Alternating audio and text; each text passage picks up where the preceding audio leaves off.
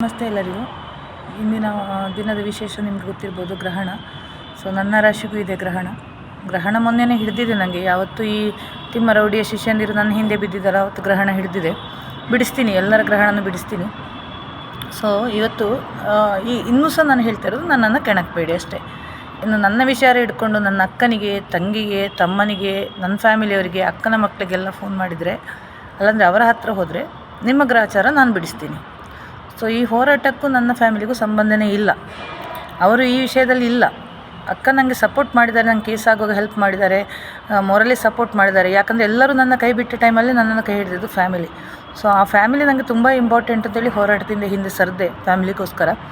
ಆದರೂ ನನ್ನ ಬೆನ್ನು ಹಿಡ್ಕೊಂಡು ನನ್ನನ್ನು ಟಾರ್ಗೆಟ್ ಮಾಡಿ ಇಡೀ ಸೋಷಿಯಲ್ ಮೀಡ್ಯಾದಲ್ಲಿ ನನ್ನನ್ನು ಅವಮಾನ ಮಾಡಿ, ಎಲ್ಲರನ್ನು ಹೇಳಲ್ಲ ನಾನು, ತುಂಬ ಇದ್ದಾರೆ. ಈ ತಿಮ್ಮ ರೌಡಿ ಶಿಷ್ಯರೆಲ್ಲ ನನ್ನ ಹಿಂದೆ ಬಿದ್ದಿದ್ದಾರೆ. ಸೊ ಇಲ್ಲ ಸಲ್ಲದ ಪೋಸ್ಟ್ಗಳು ಹಾಕೋದು, ಡೀಲ್ ಆಗಿದ್ದೀನಿ ಹೇಳೋದು, ಇದೆಲ್ಲ ಸುಳ್ಳು ಸುದ್ದಿದು.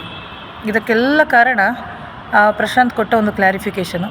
ಅವರು ತಾನು ಒಳ್ಳೆಯವರು ಅಂತ ಹೇಳಿ ನಾನು ಕೆಟ್ಟವಳು ಅಂತ ಹೇಳಿ ಬಿಂಬಿಸಿ ಕೊನೆಗೊಂದು ಫುಲ್ ಸ್ಟಾಪ್ ಹಾಕಿ ಬಿಟ್ಟರು. ಇರಲಿ, ಅವರು ಮಾಡಿದ ಕರ್ಮ ಅವರು ತಿನ್ನಲಿ ಅಷ್ಟೇ. ನಾನೇನು ಅದರ ಹಿಂದೆ ಹೋಗಲ್ಲ.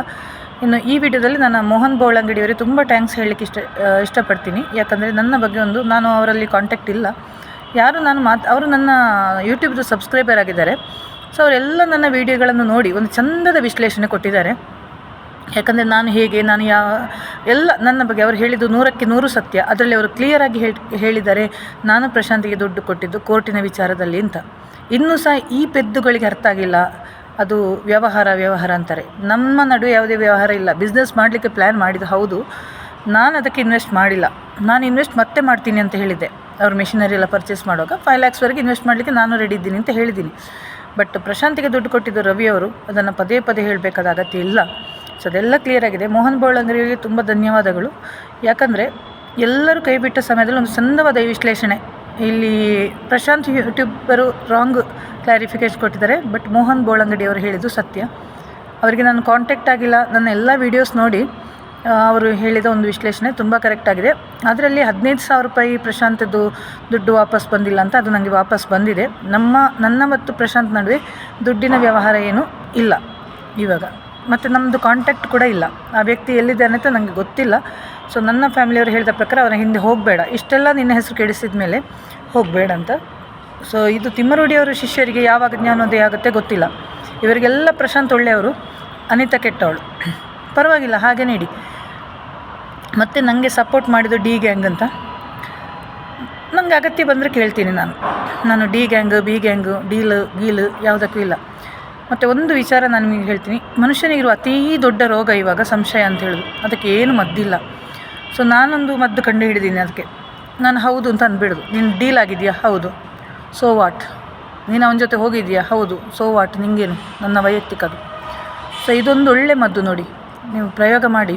ಸುಮ್ಮನಾಗ್ತಾರೆ ಆ ಸಂಶಯ ರೋಗಿಗಳೆಲ್ಲ, ಸುಮ್ಮನಾಗ್ತಾರೆ. ಯಾಕಂದರೆ ಅಲ್ಲಿ ಆ ರೋಗಕ್ಕೆ, ಅಸೂಯೆ ಮತ್ತು ಸಂಶಯಕ್ಕೆ ಇಲ್ಲಿ ಮದ್ದಿಲ್ಲ ಈಗ. ಸೊ ಇದೆರಡು ರೋಗಕ್ಕೂ ಅಸೂಯೆಗೆ ಜಸ್ಟ್ ಇಗ್ನೋರ್ ಅಷ್ಟೇ. ಅವನೇ ಸಾಯ್ತಾನೆ, ಅಸೂಯೆ ಮಾಡ್ಕೊಂಡು ಸಾಯ್ತಾನೆ.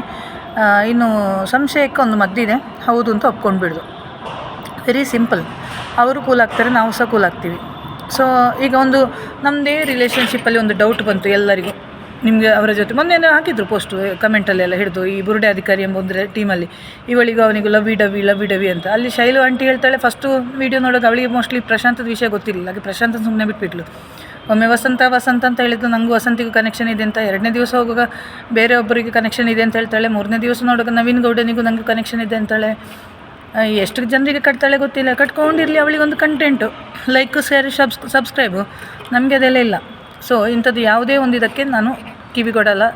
ನಾನು ಅಂಥ ಹೆಣ್ಣು ಮಗಳು ಅಲ್ಲ. ಈ ಅಪಪ್ರಚಾರಕ್ಕೆ ಹಿಂದೆ ಭಯಪಟ್ಟು ಹೋಗೋ ಹೆಣ್ಣು ಮಗಳು. ಏನು ಬೇಕಾದರೂ ಬರೀರಿ, ಎಷ್ಟು ಬೇಕಾದರೂ ಟ್ರೋಲ್ ಮಾಡಿ. ನಾನು ಹಿಂದೆ ಸರಿತಿದ್ರೆ ಡಿ ಗ್ಯಾಂಗ್ನವರು ನನಗೆ ಅಟ್ಯಾಕ್ ಮಾಡೋಗಲೇ ಹಿಂದೆ ಸರಿಬೇಕಿತ್ತು. ಅಲ್ಲಿ ಕೂಡ ನಾನು ಡಿ ಗ್ಯಾಂಗ್ನವ್ರಿಗೆ ಥ್ಯಾಂಕ್ಸ್ ಹೇಳಬೇಕು. ಅವರು ಇಷ್ಟು ತೇಜೋವಧೆ ನನ್ನನ್ನು ಮಾಡಿಲ್ಲ. ಈ ಶ್ರೀನಾಥ್ ಶೆಟ್ಟಿ ಅಷ್ಟು ಹೊಲಸು ಶಬ್ದದಲ್ಲಿ ನನಗೆ ಡಿ ಗ್ಯಾಂಗ್ನವ್ರಿಗೆ ಯಾವತ್ತೂ ಹೇಳಿಲ್ಲ. ಅವರಿಗೆ ಕೂಡ ಈಗ ಕನಿಕರ ಬಂದಿದೆ ನನ್ನ ಮೇಲೆ.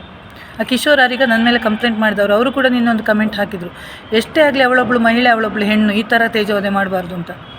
ಮತ್ತು ಶ್ರೀನಾಥ್ ಶೆಟ್ಟಿ ಹುಟ್ಟು, ನಾನು ಮೊದಲೇ ಹೇಳಿದ್ದೇನೆ, ಅವನು ಶೆಟ್ಟಿ ಅಲ್ಲ, ಅವನಿಗೆ ಅಂಥ ಸಂಸ್ಕಾರ, ಶೆಟ್ಟಿ ಮನೆತನದ ಗೌರವ ಗತ್ತು ನನಗೆ ಗೊತ್ತು.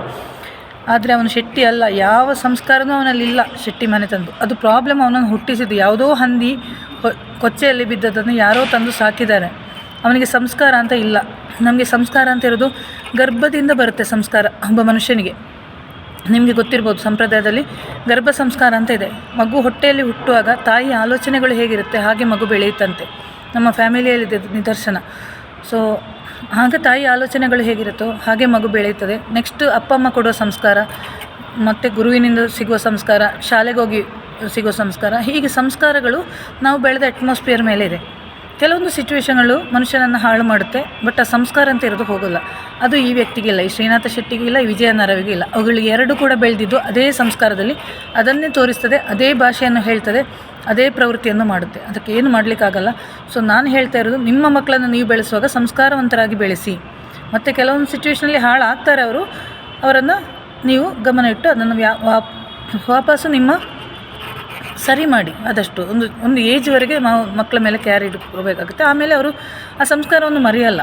ಈಗ ನಾನೀಗ ಬೆಂಗಳೂರಿಗೆ ಬಂದಿದ್ದೀನಿ, ಇಲ್ಲಿ ಏನು ಬೇಕಾದರೂ ಮಾಡ್ಬೋದು ನನಗೆ, ಬಟ್ ನಾನು ನನ್ನ ಕಲಿತ ಸಂಸ್ಕಾರ ಇದನ್ನು ಮರೆಯಲ್ಲ. ಮತ್ತು ನನ್ನ ಇನ್ನೊಂದು ರೂಪ, ಅದು ಸಿಟ್ಟು ಬರೋದು, ಅದು ನನ್ನನ್ನು ಚೇಂಜ್ ಮಾಡಲಿಕ್ಕೆ ಯಾವ ಅಪ್ಪನಿಗೂ ಸಾಧ್ಯ ಇಲ್ಲ. ಸಾಕ್ಷಾತ್ ದೇವರು ಬಂದರೂ ನನ್ನನ್ನು ಉಪದೇಶ ಮಾಡಿದ್ರು ನಾನು ಚೇಂಜ್ ಆಗಲ್ಲ.